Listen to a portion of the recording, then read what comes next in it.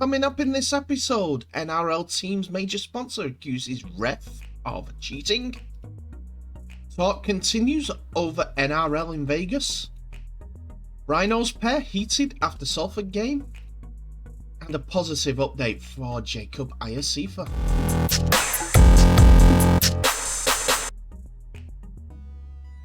Hello ladies and gentlemen, and welcome back to the channel L Dominance. Anthony here. Please remember to like and subscribe, and also click that notification bell if you enjoy what you see and if you want to see more. So we've got a few stories from the world of rugby league for you on this Monday. Happy New Week everyone. Hopefully you're all either having a good bank holiday or you're not being too taxed because of the working week. Anyway, I digress. What have we got to begin with? Well, we're beginning at the New Zealand Warriors. The chief executive of the Warriors' major sponsor has accused the NRL referees of cheating of the highest order in an extraordinary rant on social media. Jason Parrish, the CEO of One New Zealand, took to Twitter on Saturday night to blast match referees and officials in the bunker and accused them of deliberately ruling against them, being the Warriors, at every opportunity. Are you kidding me? How biased are the NRL bunker and referees against New Zealand Warriors, he wrote. Have they got money on them to lose? It's like we're permanently against 14 on the field and they want us to play with 12. It's an absolute outrage and so infuriating. Imagine how the team feel 3 games in 11 days and then this rubbish. Cheating of the highest order. The Warriors lost to Penrith Panthers in Brisbane on Saturday night in Magic Round and 2 players were sin-binned. Jackson Ford was shown a yellow card for a hip drop tackle, whilst Dimitri Sifakula received his marching orders for striking Nathan Cleary as a scuffle broke out on the field. While Ford has since been charged with a Grade 1 dangerous contact, Sifakula has escaped further punishment. A spokesman for the NRL said the league was aware of Paris' comments and will be reviewing them closely. Warriors CEO Cameron George told News Corp that Paris was entitled to his opinion, but noted he didn't speak for the club, saying that Jason is entitled to say that as a fan of the sport and a big supporter of the club. That's his call, and the club. It's not a club comment. We have a significant amount of evidence from games over the last month that we want to raise to the NRL, he said. We'll take it up with the appropriate people at the NRL. We want explanations to understand their decision-making process. Speaking after the loss, Warriors coach Andrew Webster was far from impressed with referee Todd Smith. I'm going to take a hat around and get you guys to pay my fine for me, he said in his press conference. If you chip in, I'll give you what you want. The Dimitri one. Feel like his hands open. I feel like he's pushing him in the face. You can see Nathan Cleary's face move. Then, the next thing, he's in the bin. The hip drop, whatever it is, they're tough at the moment. I need to look at that one again. And the story does not stop there, as a Sydney lawyer has warned Jason Parrish that he could face a defamation payout worth $1 million after questioning the integrity of the NRL referees. Speaking to News Corp, lawyer Paul McGeer argued that Parrish's comments implied he considered the cheating worse than Lance Armstrong, the cheating scandal at the Olympics by East Germany, and Russia's doping scandals as a whole.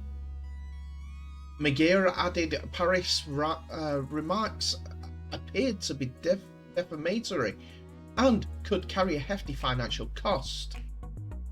He said it leaves little doubt that he is referring to the person officiating the bunker, Chris Butler, and also referee Todd Smith. Defamation proceedings are notorious, and extremely expensive in legal fees and settlement amounts. You would want to have some concrete evidence behind you if you're going to accuse an official of cheating. It cost him between $500,000 and $1 million. There is no cap, depending on the damage to the reputation of the two referees. McGear's comments came as the NRL's referees union sought legal advice over Parrish's remarks. Matt Chechin, the boss of the Professional Rugby League match officials, which represents the games, went on to say, "It's not called for and the comments are appalling. It does not help or improve officials within our game. Or anywhere officials, really. That's why we'll do whatever we can to ensure that comments like this are stamped out of our game, and stamped out of any game of any official. Any mention of the word bias, be it conscious or unconscious, is just unacceptable. It hurts our game at every level. We feel strong enough to seek legal opinion, and based on the information, we'll pursue whatever means necessary to ensure that it's seen as a deterrent for anyone who thinks about making any such comments around bias." On Monday, however, Harris doubled down. In a tweet, he withdrew allegations that the referees were cheating, but insisted there was an unconscious bias against the Warriors, and said, "I do believe that there is an unconscious bias happening every week against the Warriors, and it needs to be addressed. All we want is consistency, but we're not getting it. Take opinions out of it and analyse the video footage from the past games and compare our decisions versus other teams. I think it will find that we are being disadvantaged. Then we can work out why and take steps to fix it." Meanwhile, NRL football boss Graham Annesley has launched a blistering defence of his referees. While he didn't want to elaborate on the Harris high shot, explaining that adjudications on Sifakula, Ford and Watane Zelezniak were correct. "I'll be measured as I can. I'm a bit hot under the collar over this stuff. There is no comment that could be worse. The referees work very, very hard to do their best, not just at the NRL level, but kids at the park on a weekend," he said. "The nature of the game is that there will be disagreement about the decisions that they make. We can question their decision making, but we cannot question their integrity. It questions the integrity of the entire NRL administration because we appoint these people." He said suggestions of bias against the Warriors were laughable. "I can go to 8 losing clubs on any given week and they'll all tell me that they didn't get the rub of the green.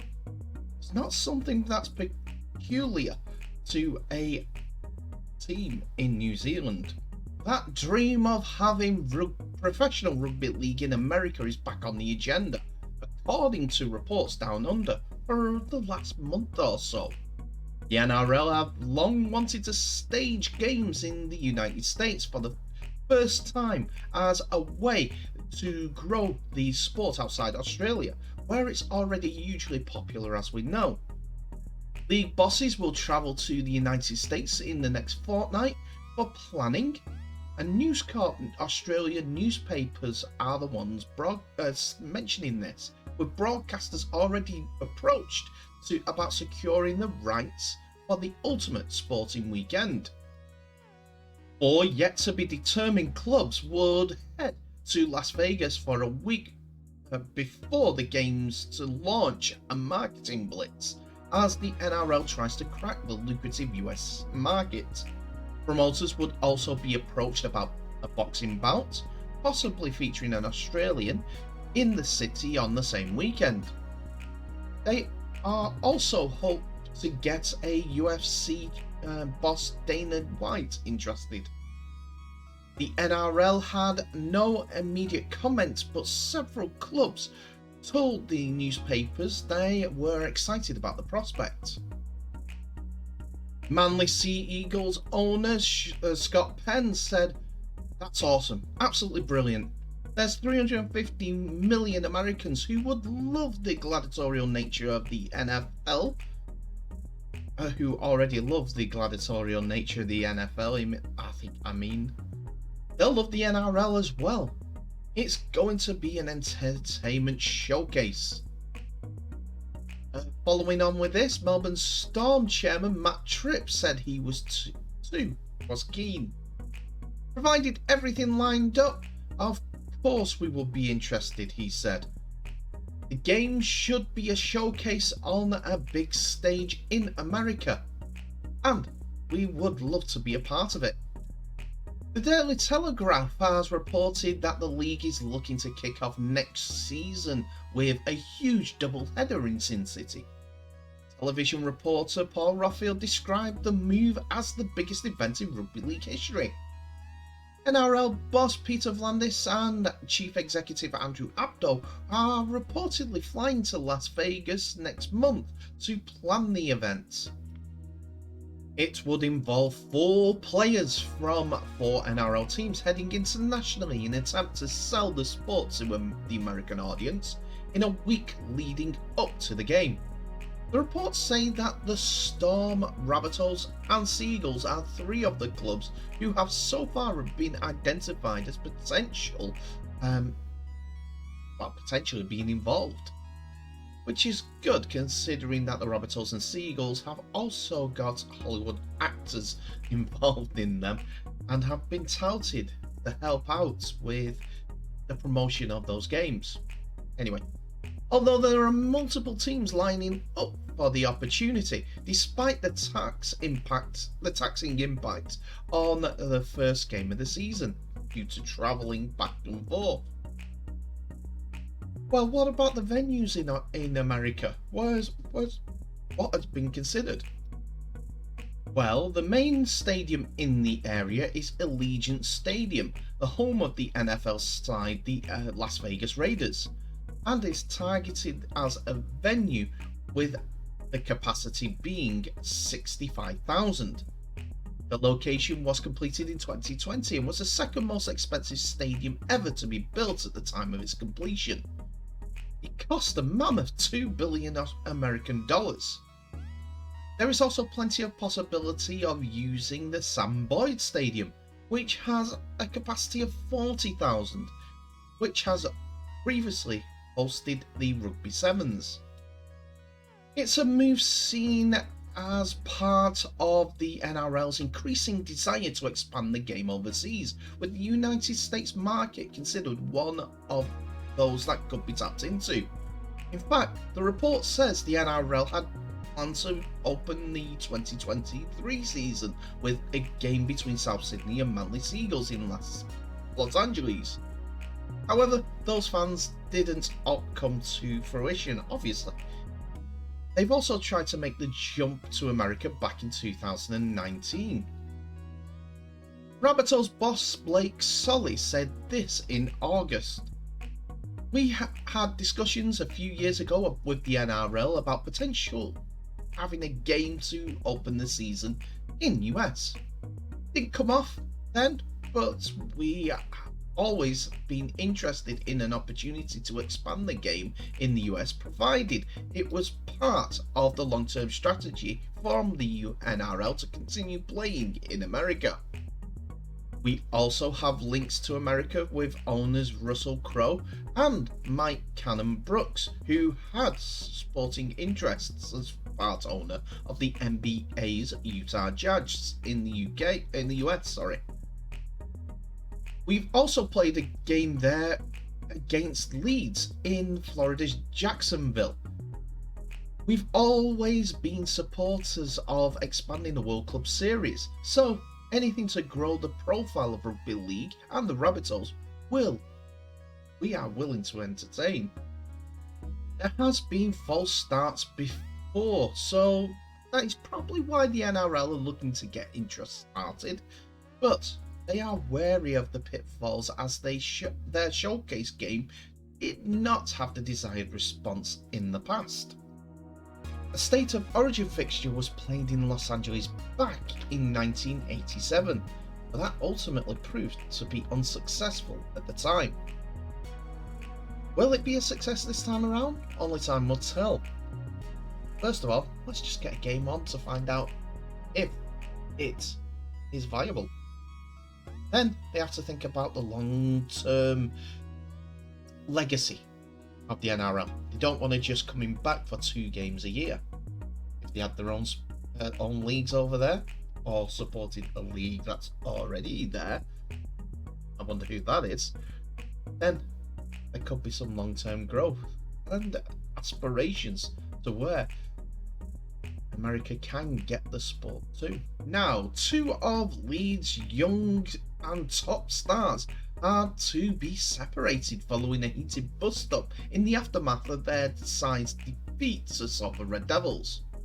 Rugby League Live can reveal that Harry Truman and Tom Holroyd had to be pulled apart after squaring up with one another in the tunnel following the Rhinos' defeat on Friday.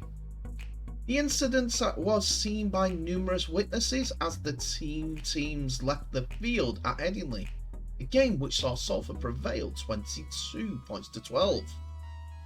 All accounts of the incident see the pair arguing in the tunnel area and eventually found themselves nose to nose.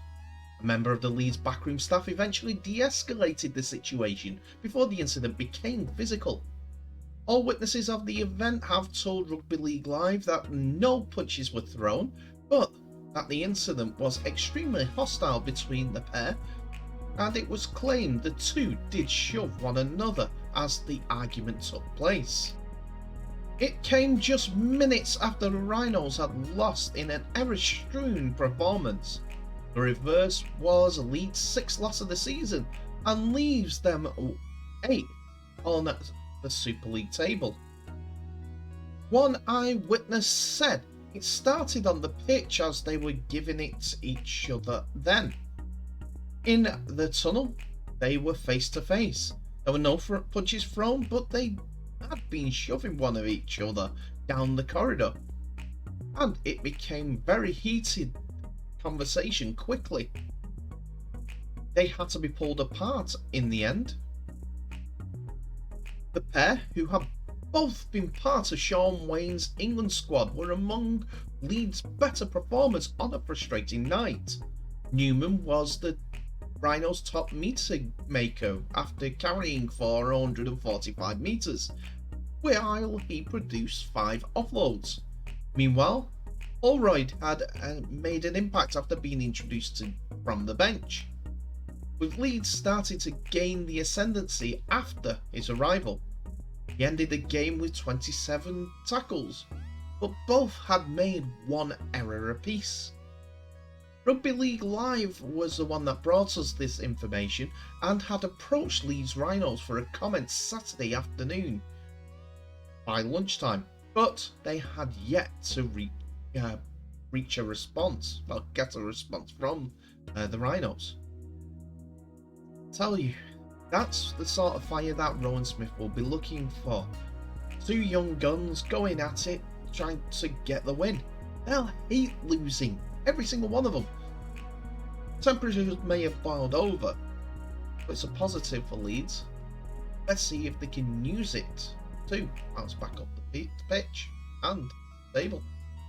And our final story of the episode comes with some good news, as Canberra Raiders have provided an update on Raiders SG ball player Jacob Iosefa following his accident last week. In some good news for the Jacob and his family, he has regained consciousness and has been released from intensive care. He continues to undergo observation at Canberra Hospital and will remain there for an indefinite period. The Raiders and Jacob's family would like to thank everyone for their continued support And make a special mention to the wonderful staff at the Ronald McDonald House, Canberra, for their ongoing support for Jacob's family. That is truly fantastic news for the family and Jacob himself, as the young man has had the time of it, just to say the least. You can still help out Jacob and his family with the link shown below and also in the comments via their GoFundMe page. It's a fantastic chance for you guys to help a rugby league family member. But anyway, thank you so much for watching this episode, and please remember to like, subscribe and share this video worldwide, as well as clicking on that notification bell for any updates on new videos that may be coming in the near future.